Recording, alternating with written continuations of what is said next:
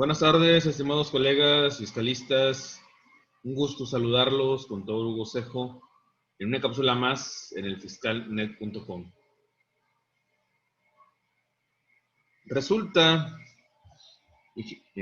derivado de algunas juntas que hemos tenido respecto a depósitos en efectivo, temas que a veces se tratan con cierta vehemencia, ¿no? Y vamos a traer a colación lo que es el numeral 91 de la Ley de Impuestos sobre la Renta. Y me voy a permitir dar lectura a algunos pequeños extractos del numeral citado. De hecho, aquí lo subrayamos. Y dice de la siguiente forma. Las personas físicas, ¿sí?, podrán ser objeto del procedimiento de discrepancia fiscal. Aquí hay que hacer un paréntesis. La persona física, ¿sí?, se le puede tipificar la figura de la discrepancia fiscal. Numeral 91 de la Ley de Impuesto sobre la Renta. ¿Sí? Cuando se compruebe que el monto de las erogaciones en un año de calendario sea superior a los ingresos,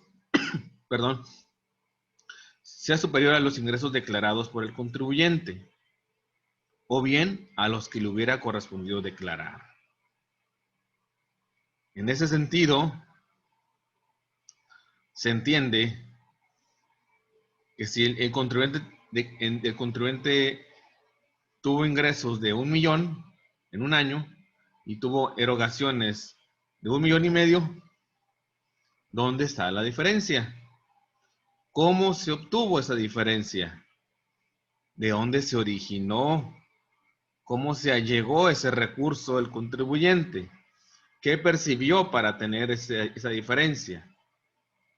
¿Cómo pagó 1,5 millones teniendo un ingreso de 1 millón? Son preguntas que se va a hacer la autoridad, pero más que todo, cuestionamientos que se debe hacer todo contribuyente. Obviamente asesorado por un especialista. Y señala, para tal efecto también se considerarán erogaciones efectuadas por cualquier persona física, las consistentes en gastos, adquisiciones de bienes y depósitos en cuentas bancarias, en inversiones o tarjetas de crédito. Aquí obviamente reditúa el sistema bancario. ¿Sí? Hoy en día ya no existe el secreto bancario desde hace tiempo. ¿Que está viciado? Sí. Pero aquí es bien importante como primer punto en común del numeral 91, que es el origen de los recursos, el origen de esa discrepancia. ¿Cómo voy a comprobar si recibí una herencia, si me recibí un préstamo, si existe un contrato, si está ratificado, si tiene fecha cierta, si es un contrato de mutuo, con interés o sin interés? Son muchas aristas que puede haber en esto. Sin embargo, el contribuyente debe comprobarlo. Obviamente, dentro de la redacción no te va a decir cómo, pero se entiende que si yo tengo un ingreso tal, tengo que haberlo declarado. De lo contrario, me lo considera ingreso omitido. Entonces,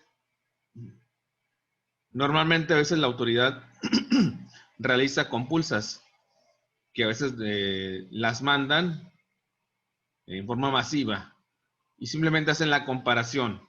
Primer punto, comparan los XML recibidos con los que tú tienes y encuentran diferencias.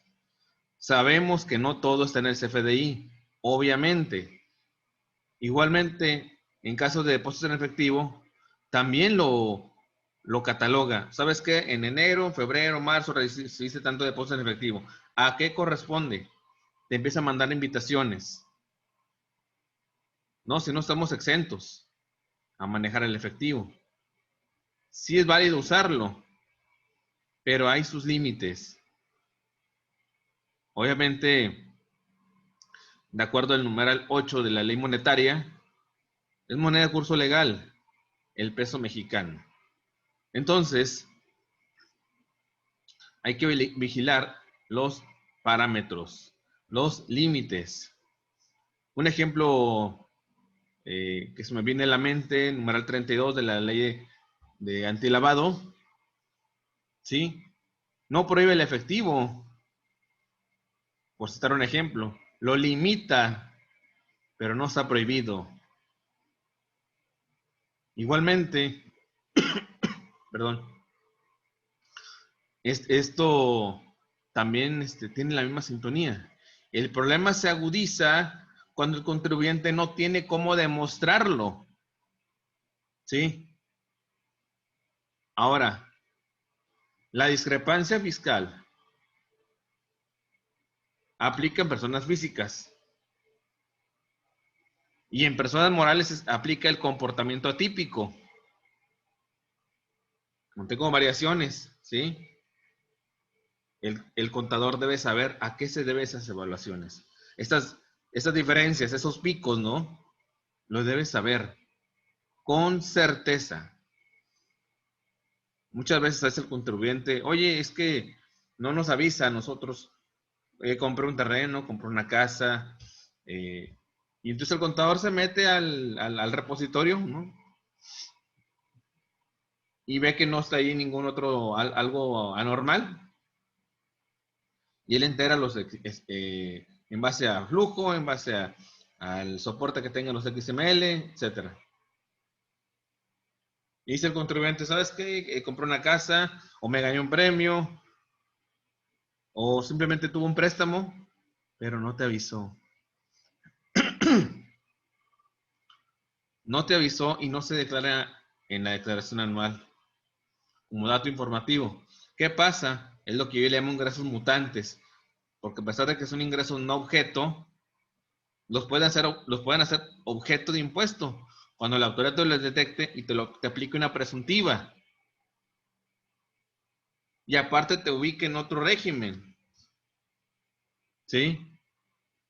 Ese es el detalle. Para que tengamos en cuenta que de las pocas salvedades dentro de este numeral 91 es la parte que ven a su derecha en su pantalla.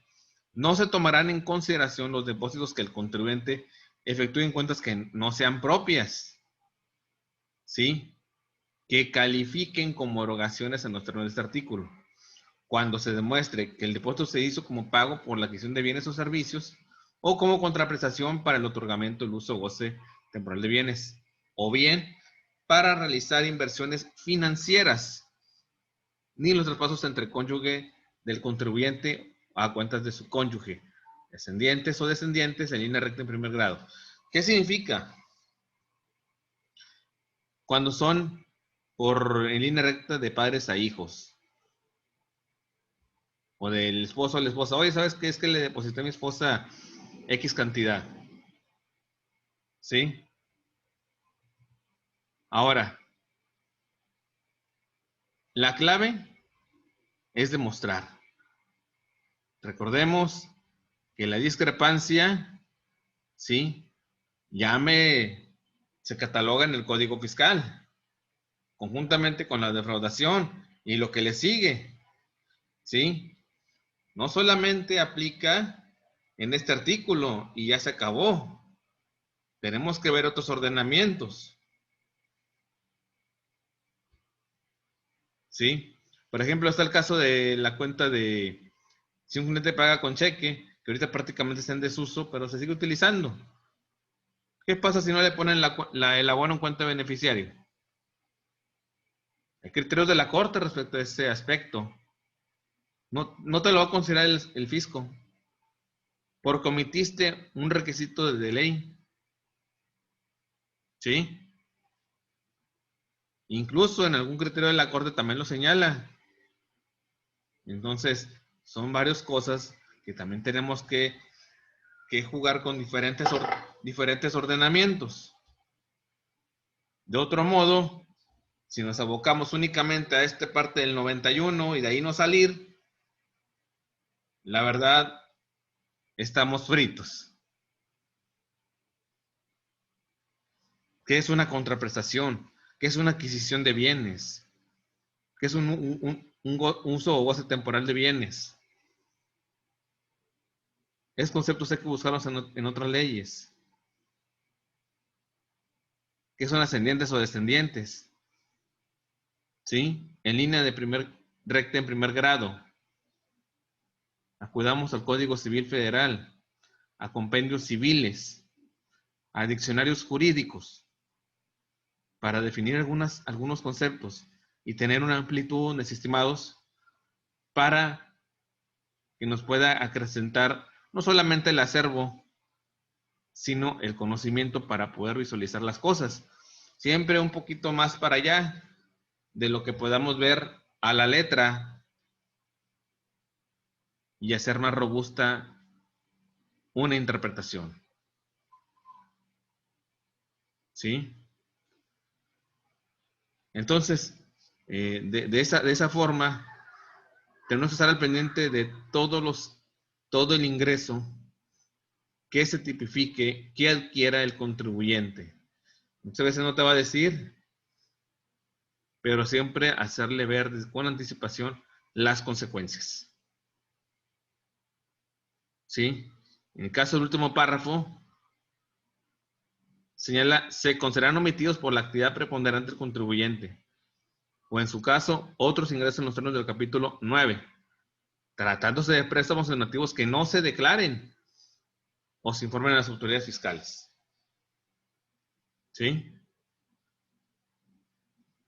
Y aparte, te cambian de régimen, te ponen en otro. Ese es el pequeño detalle con la discrepancia. Pero las personas morales no están exentas. Ahí te mandan invitaciones de comportamientos atípicos, te mandan autoría, te ponen tu cámara aquí arriba y te empiezan a cuestionar. ¿Sí? Entonces, ¿qué es lo que pasa? Pues, suceden ese tipo de detalles. Entonces, todo eso tenemos que verlo siempre a la luz de la dogmática. Tenemos que irnos hasta los cimientos desde cómo nace la contribución, desde dónde nace, cuándo se considera el aspecto tributario, ¿sí? ¿Cuándo se considera la deducción? De ese modo, podemos entender un poquito mejor y sin descuidar en ver ejecutorias en ese sentido, hablando de discrepancia, ¿sí? Hablando del procedimiento que puede hacer la autoridad cuando detecte diferencias, hablar también del 55, 57 del Código Fiscal en cuestión de presuntivas, en base a la tablita que viene ahí, de acuerdo a tu actividad, te ponen directamente ahí. Y aparte te van a cambiar de régimen, entonces son cosas que debemos de tener en cuenta. También los obligados a presentar su declaración anual. Y sobre todo, no es que sea inadecuado el efectivo, se puede manejar. Incluso el timbrado de las nóminas se puede manejar en efectivo siempre que tengas el CFDI. Estaba en el reglamento.